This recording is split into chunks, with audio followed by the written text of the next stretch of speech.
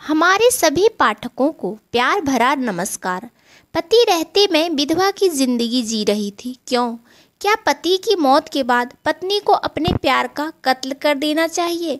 मुझे अपने पति से गहरा प्यार था, इतना प्यार कि शब्दों में बयान नहीं किया जा सकता।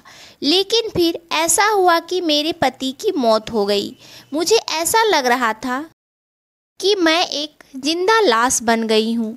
मैं हंसना भूल गई थी, मुझे रोने की आदत लग गई थी, रंगीन कपड़ों से नफरत होने लगी थी। बस वही सफ़ेद रंग ही अच्छा लगता था जिसमें मैंने आखिरी बार अपने पति को देखा था। लेकिन अब हर कोई मुझसे शादी का लाल जोड़ा फिर से पहनने को कह रहा था। मुझे पहले हंसी आती थी। मैंने अपने भाई से कहा कि अगर मैं अपने पति को आंसुओं के सिवा कुछ भी नहीं दे पाऊंगी तो क्या वो मुझे तालाक नहीं दे देगा? फिर भी सबकी जिद बढ़ने लगी थी और अब मुझे रोना आने लगा था। मैंने सोच लिया था कि मैं सब कुछ छोड़कर उस नदी के किनारे वाले जगह पर अपना आशियाना बना लूँगी जहाँ अक्सर मैं और मेरा पति एकांत में मिलते थे। कम से कम उस जगह से जुड़ी यादों के साथ अपनी बाकी ज़िंदगी गुजार लूँगी। लेकिन यह भी असंभव लग रहा था। कई बार मैंने सोचा कि मैं सब कुछ छोड़ छाड़ कर अपने पति की यादों के साथ रहूं, लेकिन फिर मेरे अंदर डर बढ़ने लगता था। एक औरत ऐसी सुनसान जगह पर कैसे रह सकती है? लेकिन यहाँ भी मामला अजीब ही था। यहाँ मेरे पति को गुजरे सिर्फ 2 साल ही हुए थे और अब सब मुझे उसे भूल जाने की सलाह देने लगे थे। पर मैं उसे कैसे भूल सकती थी? मैं अपने पति के आत्मा के शांति के लिए रोज प्रार्थना करती थी। एक दिन मेरा भाई मेरे पास आकर बैठ गया। उसने कहा, कोमल, कल सुबह कुछ लोग तुम्हें देखने के लिए आएंगे। तुम अब ये शोक वाला पोशाक उतार के फेंक दो, अपने आप को संभाल लो। आईने में देखो तो दुख ने तुम्हारे चेहरे को कैसे मुरझा दिया है। मैं प्रार्थना करता हूँ कि कल तुम्हारी बात बन जाए। मैं चुपचाप उठी और अपने कमरे में चली गई। मेरी आंखों से आंसू बह रहे थे। मुझे वह दिन याद आ रहा था जब राजन और उसकी माँ मेरे लिए रिश्ता लेकर आए थे। वो कितना खूबसूरत दिन था। मैंने राजन को दरवाजे से देखा था।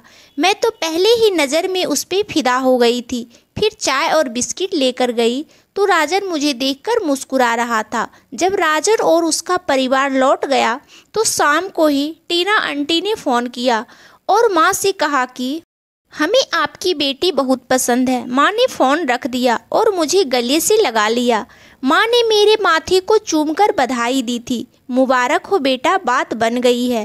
फिर चुटकियों में सब कुछ निपट गया था। राजन और मेरी मंगनी हो चुकी थी। यह मंगनी 5 साल तक रही थी क्योंकि राजन अपनी पढ़ाई पूरी करना चाहता था।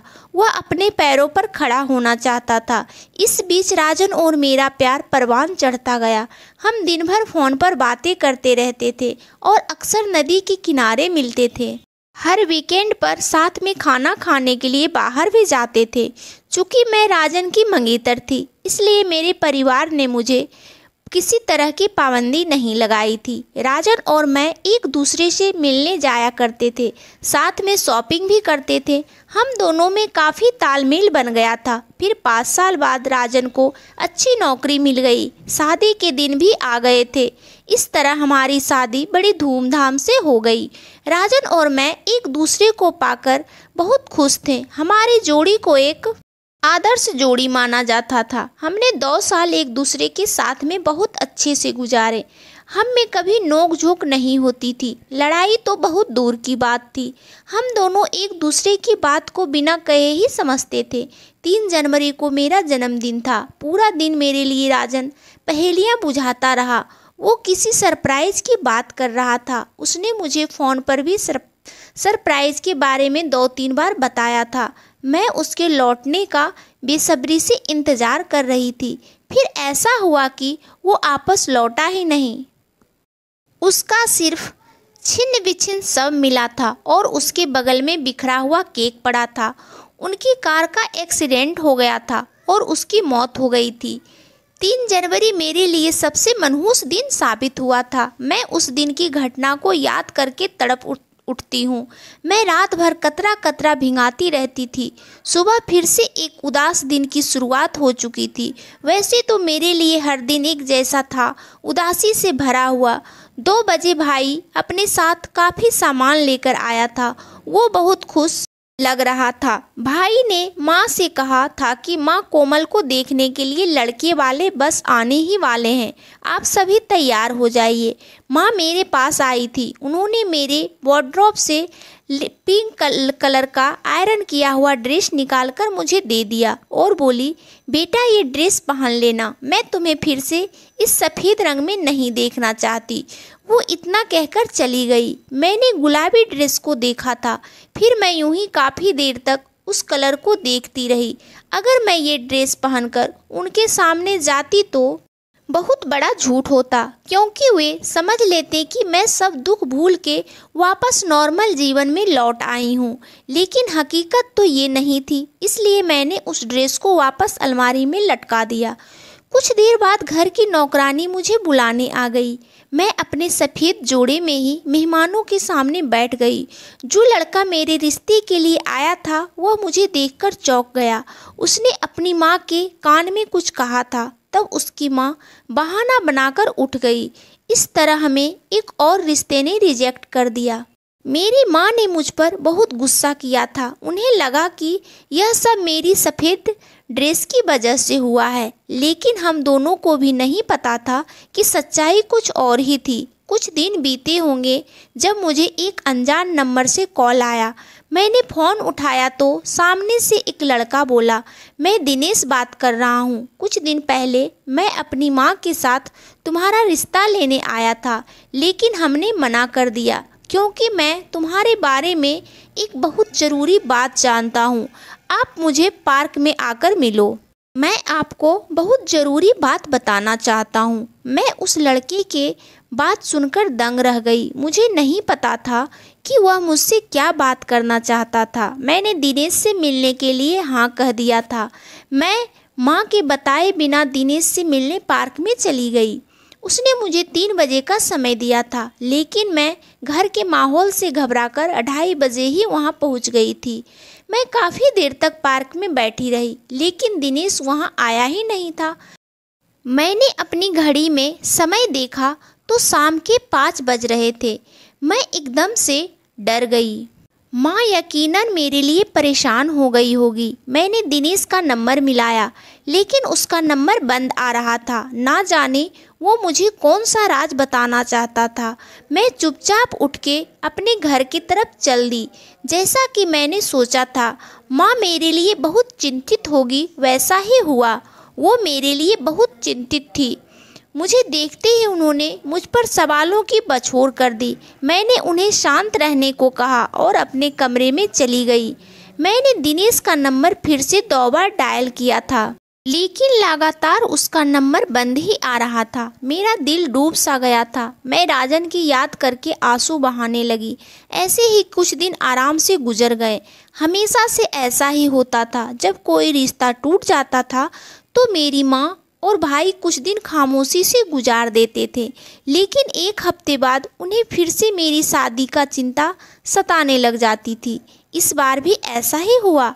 कुछ दिनों के इंतज़ार के बाद ही मेरे भाई ने मेरे लिए एक और रिश्ता ढूंढ लिया था।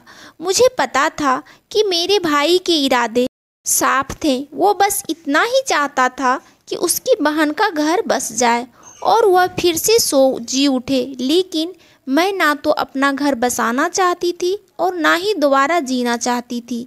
भाई ने इस बार अपने शर्तों को थोड़ा कम किया था। शायद वो जान गया था कि कोई कुंवारा लड़का विधवा औरत को स्वीकार नहीं करेगा। इसलिए इस बार जो आदमी मेरे लिए रिश्ता लेकर आया था वो 2 बच्चों का बाप था। उनकी पत्नी का भी भरी जवानी में स्वर्गवास हो चुका था। मेरी माँ ने इस बार मुझे रंग बिरंगे कपड़े थमा दिए थे, लेकिन मैंने इस बार भी अपने मन का ही काम किया था। मैं सफ़ेद पोशाक में रमेश के सामने गई। वो मुस्कुराया और बोला, मुझे ये रिश्ता मंजूर है। क्योंकि शायद कोमल अपने पति को भूल नहीं पाई है। मैं भी अभी तक अपनी पत्नी को नहीं भूला हूँ, लेकिन क्या करें, मुझे अपने बच्चों के लिए एक माँ की ज़रूरत है और मुझे एक साथी की। मेरी माँ और भाई की आंखों से खुशी छलक रही थी। मुझे रमेश से हमदर्दी हुई, लेकिन इस हमदर्दी में मैं अपने पति के साथ बेवफाई तो नहीं कर सकती ना। मुझे मालूम था कि इसे कोई ना कोई अच्छी लड़की मिल ही जाएगी, इसलिए मैंने अपनी माँ से साफ मना कर दिया। मैं बोली, माँ मैं शादी नहीं करना चाहती। मैंने अपने भाई को भी समझाया, लेकिन इस बार वो मेरी एक भी बात सुनने को तैयार नहीं था। उन्होंने आपस में ही सारे निर्णय लिए थे। एक शाम को मेरा भाई मेरे पास आकर बैठ गया। मेरा भाई मुझसे 4 साल छोटा था, लेकिन उसने मेरा बाप बनकर मुझे दिखाया था। जवानी की कोई तकलीफ मुझे होने ही नहीं दी थी।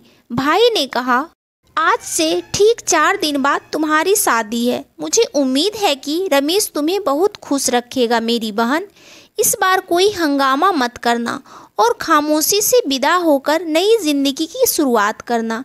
मैं चुप ही रही थी। मैंने मन ही मन में ठान लिया था कि अब सब कुछ छोड़कर राजन की उस यादगार जगह पर चली जाऊंगी। मैं क्यों किसी की बात की परवाह करूं, जब कोई मेरी बात की परवाह नहीं करता। लेकिन दिल में 100 तरह के सवाल उठ रहे थे। आखिर मैं नदी के पास रह पाऊंगी? लेकिन मैंने अपनी दिल की करने की सोची थी। दिन ऐसे ही बीतते गए। मेरे दिल में एक अजीब सी हलचल मचलने लगी। आखिरकार मैं फैसले की घड़ी तक पहुंच ही गई थी। सुबह मेरी शादी थी। मैंने एक कलम और कागज़ उठाया और घर वालों के नाम एक खत लिख डाला। मैंने लिखा, मेरी प्यारी माँ और प्यारे भाई, मैंने आपको कई बार समझाने की कोशिश की है कि मैं शादी के लिए तैयार नहीं हूँ, लेकिन आपने मेरी बात नहीं मानी। अब मैं आप सबको छोड़कर इतनी दूर जा रही हूँ जहाँ कोई भी मुझे शादी के लिए मजबूर नहीं करेगा। मुझे खोजने की कभी कोशिश मत करना, क्योंकि आप मुझे ढूंढ नहीं पाओगे। मैंने कांपते हाथों से वो खत अपने तकिए पर रख दिया था। मैंने अपने बैग में एक सूट डाला और रात के अंधेरे में सुनसान शहर की ओर कदम बढ़ा दिए थे। मैं बहुत घबराई हुई थी कि पता नहीं अब क्या होगा। मैंने अपने आप को एक बड़े से कंबल में ढक लिया था। मैं डरते डरते पैदल ही चली जा रही थी। करीब 1 घंटे के बाद मैं उस नदी के पास खड़ी थी जहाँ मैं और राजन मिलते थे। वहाँ इतना सन्नाटा था कि मेरा दिल बुरी तरह से हाँफ रहा था, लेकिन मैं जानती थी कि जब मैं राजन के पास पहुँचूंगी तो मैं पूरी तरह से सुरक्षित हो जाऊंगी। मैं धीरे धीरे कदम रखते हुए आगे बढ़ रही थी। आखिरकार मैं उस पेड़ के पास पहुंच ही गई जिसके नीचे राजन और मैं बैठते थे। मैं इस पेड़ के नीचे बैठ गई और ज़ोर ज़ोर से रोने लगी। रात के अंधेरे का सन्नाटा था। मैंने राजन से शिकायत की, राजन तुमने क्यों मुझे इस दुनिया में अकेला छोड़ दिया? मेरे राजन कहाँ चले गए, क्यों चले गए? मैं इस तरह शिकायत करती और रोती जाती। बहुत देर तक रोने के बाद मेरा दिल का खुमार उतर चुका था। रात का अंधेरा काफ़ी फैला हुआ था। मैंने आजू बाजू में नज़रें दौड़ाई तो मेरे अलावा वहाँ कोई भी मौजूद नहीं था। मैंने अपने बैग से अपना सूट निकाल लिया। उस सूट में मैंने अपनी हिफाजत के लिए एक चाकू छुपा कर रखा था।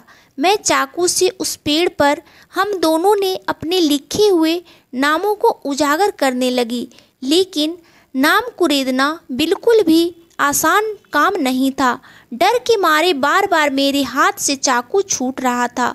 मैंने सोच लिया था कि पेड़ पर लिखे हुए हमारे नाम को बड़ा करके मैं अपने जीवन की यात्रा को समाप्त करने वाली हूँ और सीधे राजन के पास पहुँचने वाली हूँ। मैं एक अकेली औरत इस सुनसान रात में एक छोटे से चाकू के सहारे एक बड़े से पेड़ पर लिखे हुए हमारे नाम को बड़ा करने में व्यस्त थी। 2 घंटे की कड़ी मेहनत के बाद आखिरकार मैं कामयाब होने की ही वाली थी, मगर पेड़ की जड़ का छिलका बहुत सख्त था। नाम को कुरेदना कदम दर कदम कठिन होते जा रहा था। आखिरकार मैं उस नाम को कुरेदने में सफल हो ही गई। बस अब मेरा ये काम बचा था कि मैं उस पेड़ को लटक कर खुदकुशी कर लूं और सीधे राजन के पास पहुंच जाऊं। सुबह की रोशनी भी फूटने लगी थी। मैं रस्सी लटकाने की तैयारी में लगी थी कि मेरे कंधे पर किसी का हाथ रख दिया। मैं एकदम से उछल ही पड़ी थी। मैंने जल्दी से गर्दन घुमा के देखा तो पीछे दिनेश खड़ा था। जैसे ही मैंने दिनेश को देखा, मैं एकदम से रोने को आ गई थी। तुरंत मैंने कहा, भगवान के लिए मुझे मेरे पति के पास जाने दो। ऐसा करने से मुझे हरगिज मत रोकना। वो बोला, तुम पति के लिए अपनी जान क्यों देना चाहती हो? मैं बोली, जब मैं वे ही इस दुनिया में नहीं हैं तो मैं जी के क्या करूँगी? दिनेश धीरे से हंस दिया था। वो बोला, याद है एक दिन मैंने तुम्हें फ़ोन करके कहा था मुझे तुमसे मिलना है, पार्क में आ जाना, मैं तुम्हें एक राज का बात बताऊंगा। लेकिन फिर किसी कारणवश मैं पार्क में नहीं आ पाया। पर आज उस राज से पर्दा उठा ही देते हैं। तुम यहाँ से उठकर मेरे साथ चलो। जल्दी ही सुबह होने वाली है। मैं नहीं चाहता कि तुम किसी मुसीबत में फंस जाओ, इसलिए मेरे साथ चलो। दिनेश की बात सुनकर मैं एकदम से घबरा गई। मैं बोली, ये तुम किस तरह की बातें कर रहे हो? तुम कौन से राज की बात कर रहे हो? मैं जानता हूँ कि तुम झूठ बोल रहे हो। तुम मुझे नुकसान पहुँचाना चाहते हो। मैं तुम्हारी बातों पर विश्वास नहीं करूँगी। दिनेश बोला, मैं अपनी माँ की कसम खाकर कहता हूँ कि मैंने जो कुछ भी कहा है सच कहा है। तुम यहाँ से उठो और मेरे साथ चलो। मैं उसकी बात सुनकर स्तब्ध रह गई थी और मैं उसके साथ निकल पड़ी थी। दिनेश आगे आगे चलने लगा था। मैं भी उसके पीछे पीछे चल रही थी। उसने मुझे अपने कार में बिठा लिया और कार को सुनसान इलाके की ओर मोड़ दिया। मुझे डर लगने लगा था, लेकिन मैं बस कुछ भी नहीं कर सकती थी। मैंने खुद को हालात के भरोसे छोड़ दिया था। दिनेश ने अपनी कार को एक बड़े से फार्म हाउस के सामने ले जाके रोक दिया। वो बोला, मेरे पीछे पीछे आओ। मैं कार से निकल आई थी। सूरज की रोशनी में मेरा ड्रेस मेला सा लग रहा था। मैंने अपने कपड़े झटक के धूल हटा दी और हम दोनों फार्म हाउस में दाखिल हो चुके थे। दिनेश मुझे एक बड़े से कमरे के पास ले गया था। वो बोला, तुम अंदर चली जाओ। मैंने जल्दी से दरवाज़ा खोली और अंदर दाखिल हुई। सामने का नज़ारा देखकर तो मैं दंग ही रह गई थी। मेरे सामने राजन खुद पड़ा हुआ था। वो पट्टियों से बंधा हुआ था। मैं उसके बिस्तर की ओर भागी और फूट फूट कर रोने लगी। आवाज़ सुनकर राजन ने झट से आंखें खोल दी थी। वह मुझे देखकर सिसकने लगा था। मैं बोली, राजन, यह सब क्या है? तुम्हें क्या हुआ है? वो सिसकते हुए बोला, ये बेवफाई की सज़ा है कोमल। मैं तुम्हें अपने बेवफाई की कहानी सुनाने जा रहा हूँ। तुम दिल थाम कर बैठ जाओ। फिर उसने बताना शुरू कर दिया। कोमल, तुम्हें याद ही होगा कि हमारी शादी के 1 साल बाद ही मैंने तुम्हें बताना शुरू कर दिया था कि ज़्यादा काम होने के कारण मैं बहुत व्यस्त रहता हूँ। लेकिन तुम मुझे बार बार ये एहसास कराती थी कि मैं तुम्हारा ख्याल नहीं रखता और मैं हंसकर टाल दिया करता था। मैं भी जानता था कि मैं क्या कर रहा हूँ। दरअसल इस दौरान मेरे बॉस की बेटी भी ऑफिस आने लगी थी। उसे देखकर ऐसा लगा कि ये तो वही है जिसकी मुझे सदियों से तलाश थी। मैं उसके मोहब्बत में गिरफ्तार में हो गया था। उसकी भी मेरे जैसी हालत थी। हम दोनों ने एक दूसरे से प्यार का इजहार भी किया। मेरे बॉस की बेटी जानती थी कि मेरी शादी हो चुकी है, लेकिन हम एक दूसरे के प्यार में मजबूर थे। मैं ऑफिस के काम जल्दी ख़त्म कर देता था, फिर मैं होता और निशा होती थी। हम एक दूसरे के साथ घूमते फिरते रहते। फिर एक दिन उसने मुझसे कहा कि हम दोनों को शादी कर लेनी चाहिए। मैंने भी हाँ कह दिया, लेकिन उसने तलाक की शर्त रखी थी। मैंने निशा से कहा कि मैं कोमल को तलाक नहीं दे पाऊँगा। मुझ में इतनी हिम्मत नहीं थी। फिर यदि मैं तुम्हें तलाक दे देता तो तुम मुझसे सवाल ना करती, तुम मुझे वफा दिलाने के वादे याद ना दिलाती। निशा ने मुझे सलाह दी कि तुम मौत का नाटक करो, मैंने अपनी आंखें बंद करके उसकी बात मान ली थी और मैंने अपनी गाड़ी को दीवार से टकरा दिया था। मुझे जरा सा भी चोट नहीं लगी। फिर निशा और मैंने शादी कर ली। हमने खूब ऐश कर ली। उसके पास बहुत पैसा था। हमने दुनिया भर की यात्रा की। हमें एक दूसरे के अलावा कुछ भी दिखाई नहीं देता था। हमारी आंखों पर मोहब्बत की पट्टी बंधी हुई थी। इस बार सबसे पहले निशा की आंखों से मोहब्बत की पट्टी उतर गई थी। पहली बार उसे मेरे अलावा भी दुनिया दिखाई देने लगी थी। उसने मुझसे तलाक मांगा। मैं उसे कैसे तलाक दे सकता था? मुझे उससे गहरा प्यार जो हो गया था, तो उसने तलाक का मुकदमा दायर किया। आखिरकार बुराई का अंजाम बुरा ही होता है। उस मुकदमे में मेरी हार हुई। मैंने उसे आज़ाद कर दिया, लेकिन उसने मुझे आज़ाद नहीं किया। उसने कहा, मैं तुम्हें अपने बाद किसी के काबिल नहीं छोड़ूंगी। उसने मेरा एक्सीडेंट करवा दिया और मैं यहाँ कई सालों से मुर्दों की तरह लेटा हुआ हूँ। मेरा सारा जिस्म तो मर गया है, लेकिन आंखें सलामत है अपनी बेबसी देखने के लिए, और जवान सलामत है तुम्हारे सामने अपने अपराध को स्वीकार करने के लिए। मुझे माफ़ कर दो कोमल, मैंने तुम्हारे साथ बहुत नाइंसाफ़ी की है। मुझे निशा जब मौत के मुंह में ढकेल के छोड़ के गई थी, तब मेरे काम मेरा एक साथी आया था। दिनेश मेरा सहयोगी था। उसे मेरी हालत के बारे में पता चल गया था। ये मुझे अपने फार्म हाउस पर ले आया।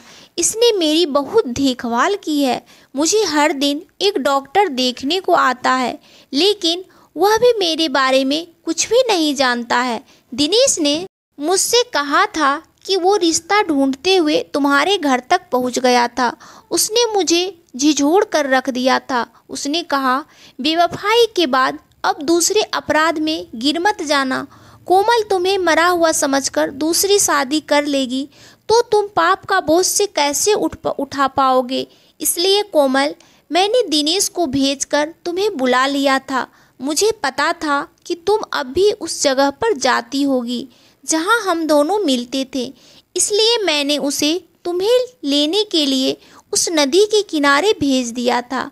मैंने तुम्हें तलाक देने के लिए यहाँ बुलाया है। मैं तुम्हें आज़ाद करना चाहता हूँ। कोमल, तुम फिर से अपने जीवन की नई सिरे से शुरुआत करना। राजन की बातें सुनकर मैं रोती जा रही थी, मगर उसके आखिरी शब्द सुनकर मेरे आंसू थम गए थे। मैंने खुद को उनके चरणों में गिरा लिया था। मैंने कहा, राजन, मैंने तो अपनी सारी ज़िंदगी तुम्हारे नाम लिख दी थी।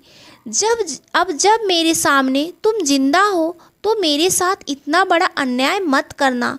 राजन, अब तो मैं तुम्हें केवल इस शर्त पर माफ़ करूंगी कि तुम मुझे अपने साथ रहने की इजाज़त दोगे, फिर कभी तलाक का नाम भी नहीं लोगे।